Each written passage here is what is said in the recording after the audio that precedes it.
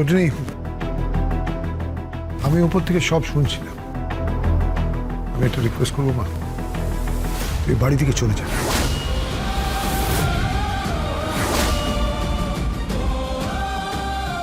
আমি রিকোয়েস্ট করছি তোকে, এই বাড়িতে থাকিস না, এই বাড়ি থেকে চলে যা। তোর বাচ্চাগুলোকে নিয়ে তো নিজের বাড়িতে যা। এখানে এরা তোকে টিকতে দেবে না, আমি বলছি তোকে। তোর যখন ঘর রয়েছে সেই ঘরটায় যা না, নিজের বাচ্চাদের নিয়ে ওখানে গিয়ে থাক। 5 জন 5টা কথা শোনাবে। এই যে ত্রিপর্ণা, তার বাপের বাড়ি, তা না নানা রকমের কথা বলে যাচ্ছে। তাছাড়া আমাদের প্রার্থনা, তার বন্ধুরা আলাদা আলাদা কথা বলছে, নানা রকমের কথা বলছে।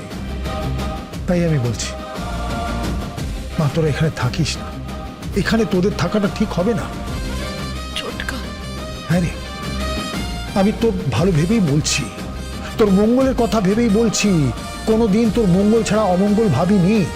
তাই বলছি তোরা চলে যা। মিছিমিছি অপমানিত হবি কেন? হ্যাঁ,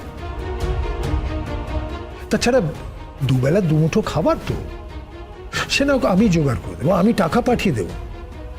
আর ওদের টিউশন ফিস, সেটা না হোক আমি পাঠিয়ে দেবো। এমনকি তোদের মাসোহারার ব্যাপারটাও আমি অ্যারেঞ্জ করে দেবো, টাকা পাঠিয়ে দেবো আমি। থাক ছোটকা, থাক, কোনো প্রয়োজন নেই। আমি ভিক্ষাবৃত্তিতে বিশ্বাস করি না। হাত পেতে টাকা নেওয়ার অভ্যেসও আমার নেই। যখন চলেই যেতে বলেছো ছোটকা, চলে যাও, থাকবো না এই বাড়িতে, আর থাকবো না। চলে যাবো এখান থেকে।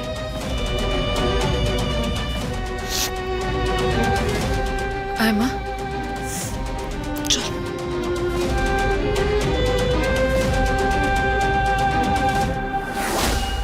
একবার তুই এই বাড়িতে গিয়ে পৌঁছা, তারপর দেখ কি হয়।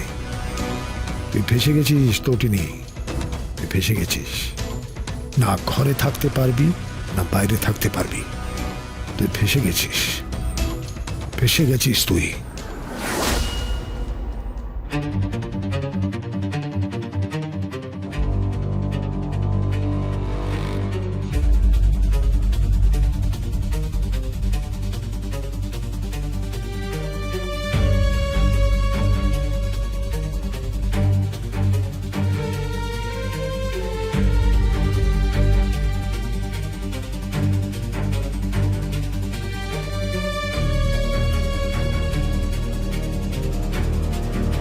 এগুলো কি?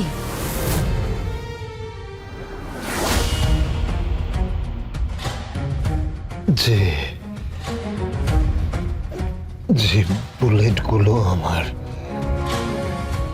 শরীরে বিঁধেছিল, শীতল আমার ধারণা যে এই 3টে বুলেট নিয়ে যদি তদন্ত করা হয়, তাহলে বেরিয়ে আসবে যেটা এটা কোন রিভলভার থেকে বেরিয়েছিল। তটিনীর রিভলভার থেকে বেরিয়েছিল। সবাই দেখেছে, প্রত্যক্ষদর্শী বহু লোক ছিল। প্রত্যেকে কোর্টে গেছে, স্টেটমেন্ট দিয়েছে প্রত্যেকে। পুলিশ ইনভেস্টিগেট করছে। তাহলে আর কি বাকি থাকে? আমাদের কাজটা একটু অন্যরকম শীতল, আমাদের কাজটা একটু অন্যরকম, জানো তো। এত সহজে যদি কোনো কেসের সমাধান পাওয়া যায়, সেটা ঠিক মেনে নেওয়া যায় না।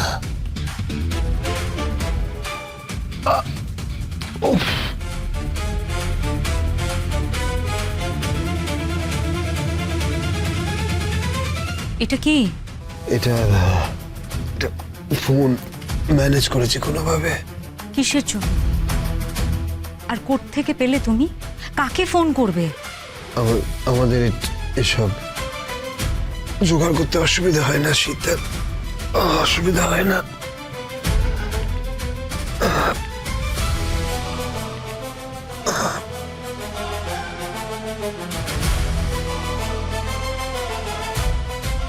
লাগেজ টাগেজগুলো গুছিয়ে নে। আর ড্রাইভারকে বলে দিয়েছি গাড়ি নিয়ে বাড়ি গেটের সামনে ওয়েট করছে, ছেড়ে দেবে। বেরিয়ে এখান থেকে। তুইও তুইও আমাদের সাথে এভাবে বিহেভ করছিস? তো কি বিহেভ করবো? কি শিক্ষা দীক্ষা দিয়েছিস বাচ্চাগুলোকে? হ্যাঁ, মানুষ কর, অমানুষ তৈরি হয়েছে একেবারে।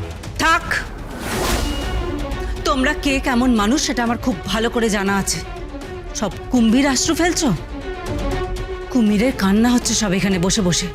কি ভাবছো আমি কিছু জানি না? আমি কিছু বুঝি না? কার মনে কি আছে? তটিনী কোথাও যাবে না। তটিনী এই বাড়িতেই থাকবে। ও আমার মেয়ে, ওর সম্পূর্ণ অধিকার আছে এখানে থাকার। থাক মা,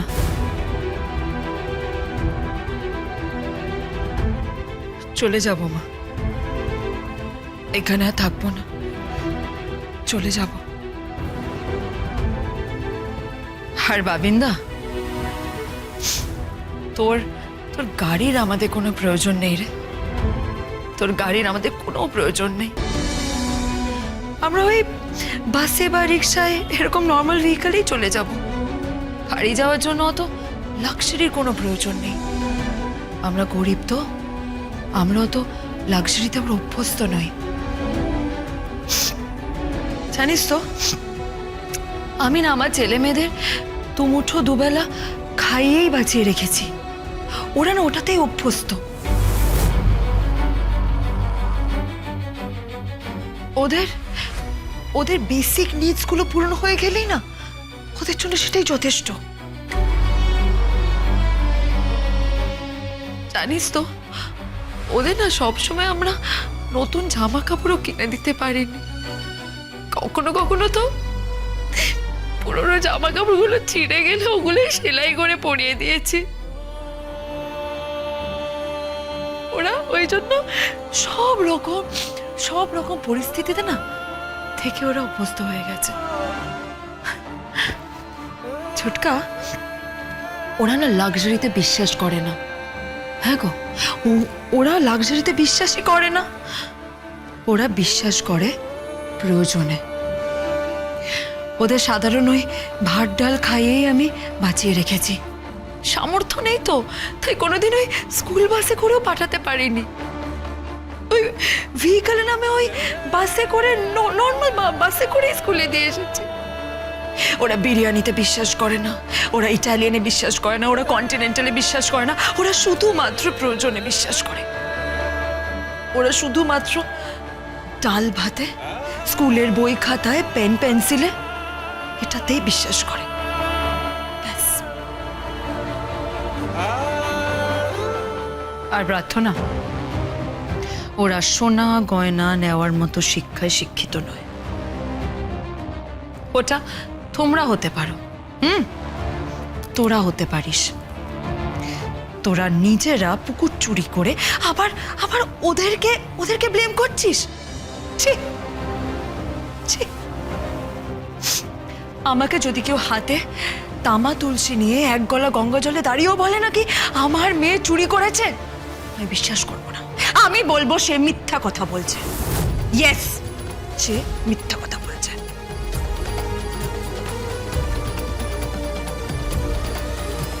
ভালো হবে না তোর প্রার্থনা, ভালো হবে না। এর হিসাব হবে একদিন, ভগবান এর হিসাব করবেন।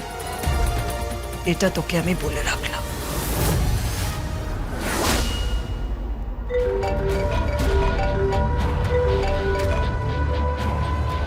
হ্যালো, কি করছিলেন বিজিতের বিয়ের আসরে?